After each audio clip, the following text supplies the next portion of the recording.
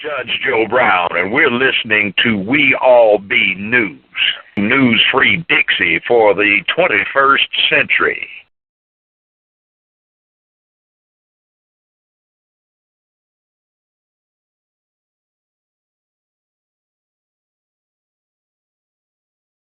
I'm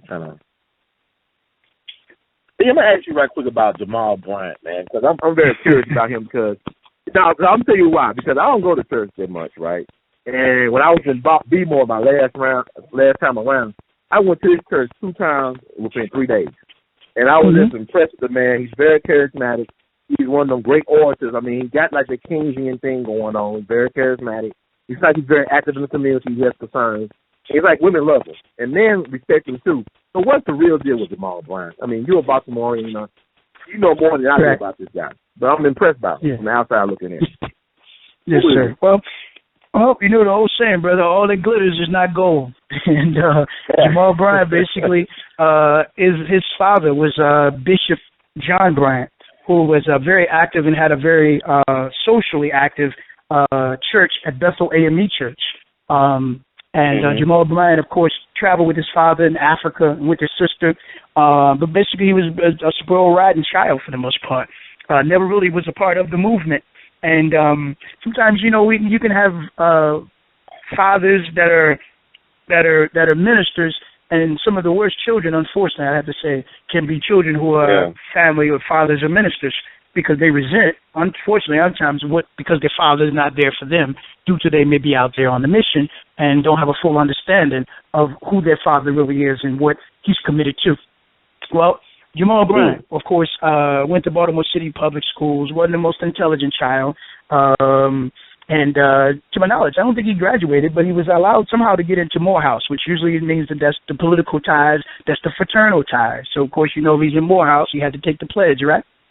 Yes, that's automatic. You had to take the pledge. If you're in Morehouse, you cross the high burning sands, as they say, to join one of the fraternities, and they moved you up. So Jamal gets moved up, and Jamal, of course, starts off and says he wants to, have a ministry, but he couldn't work under Frank Reed, or Frank Greed at Bethel, so he ventures out and starts his own ministry and calls it Empowerment Temple. But Jamal Bryant basically has never really stood politically for any social issues and civil rights issues for our people in the city of Baltimore. So it's my belief now, not just my belief, but I know that whatever you see Jamal Bryant doing, Jamal Bryant is working for the White House and the Department of Justice in terms of getting funding from the Obama administration. All you got to do is follow. Every time something happens in the city, there's 4 people that have shown up for the most part: Al Sharpton, Jesse Jackson, Jamal Bryant, and Malik Fuyu Shabazz. I just say that out. All you do is look at it. Those are the 4 people that they send out, right? And I debated Malik, so I could tell you some things about Malik as well. But let's be clear. So Jamal Bryant, who basically has the church, and unfortunately we see him having more of what's called a profiteering church as opposed to a prophesizing church. It's not a church that he's really challenging the powers that be in Baltimore City. He's been closely aligned with the powers that be in Baltimore City. In fact, Jamal Bryant, most of his security at his church are Baltimore City police officers. So when you see him ranting against the police department, all that's just an act, because most of his security are Baltimore City police officers. If the mayor wants to speak, say something to Jamal Bryant, she sends it via his police officers. If O'Malley wanted to say something to Jamal Bryant, he sends it through his police officers. So that is just a trick. That's like Pharaoh and his magicians, man, to fool the people, to make people think that they're really with you and they're working in opposition with the opposition against our people's total liberation and our people getting freedom, justice, and equality. And so Jamal Bryant has always been that way in terms of just trying to be an opportunist. And so while we were out fighting against police brutality, Jamal Bryant never stood up. When we was out fighting against the illegal, unconstitutional civil rights arrest of 100,000 black people under Martin O'Malley when he was the mayor, Jamal never stood up against any of that, brother. He stayed in his comfort zone and his safe zone because he was afraid they would snatch his permits from him. And so Jamal was meeting in a lot of the high schools. He didn't have a building. And so what happened was we had a minister that had a building up on the other side of Park Heights. And usually you can't go on the other side of Northern Parkway because that's called Israel. And you can't get on that side unless you're kissing the Jews and the Zionist ring. So Jamal had to kiss the ring so that he could move up into that building. That building he had was a church of a minister that was supposed to have been, you saw it's a motel right there before you get to that church. Did you see the motel on the right side? Right. Yeah. That motel is infamous called the it was called the sex motel, because what happened is a lot of the ministers would be counseling women and they'd take them over into that motel and have sex with them. So that the minister that had that church before Jamal, he was supposed to be counseling one of his congregation members and he impregnated her, and so all hell broke loose. That he ended up losing the church, and the Jews took the church from him and gave it the church to Jamal. That's how Jamal got in that building up there. But Jamal is so entrenched in the city government, you don't know where the city government begins and his church ends, man. They shut down a public school and moved the black children out and privatized the public school and made it a charter school and gave it to Jamal. So when you hear him talking about he's concerned about them building prisons and shutting down schools and laying off city employees, ask him when did he ever stand up for all the schools that they've closed before.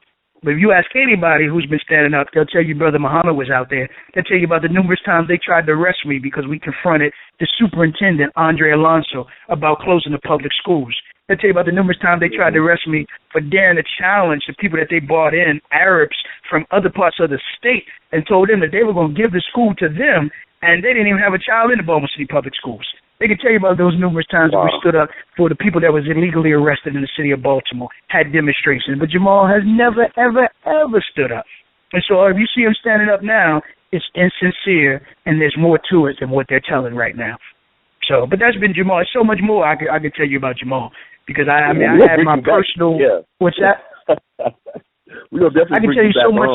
There's so much more I could tell you about Jamal. How he tried to get my show pulled off the air because we was exposing the things he was doing to women in his congregation. He's nothing but a pulpit pimp. He was impregnating women, impregnating the young girls, and then sending other congregation members downtown to pretend like they were him to take the paternity test, brother. I mean, all this came out. This is public information.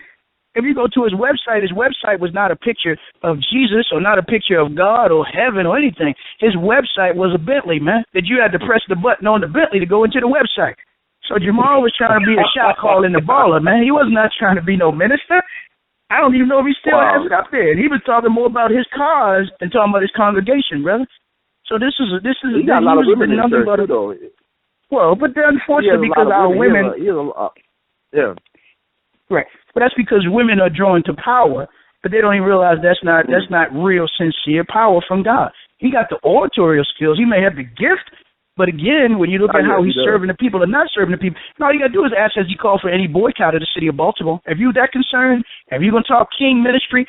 And I talked to Bobby Dick Gregory because now he's reached out to Bobby Dick Gregory, and Bobby Dick Gregory's supposed to be at a program with Jamal.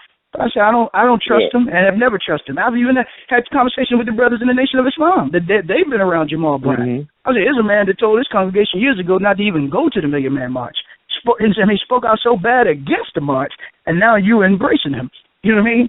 But you ain't embracing me. Yeah, I know. He hang around the Muslims. He hang around the brothers, though. He do hang around the Nation of Islam. It's so representative. Yeah. Yeah, so when I said you send it mixed, but it sends mixed messages to our people is what it does. It confuses our people and looks very contradictory to our people right now. And we're at a time right now in our history, we got to be real clear with our people and make it plain to our people, you know?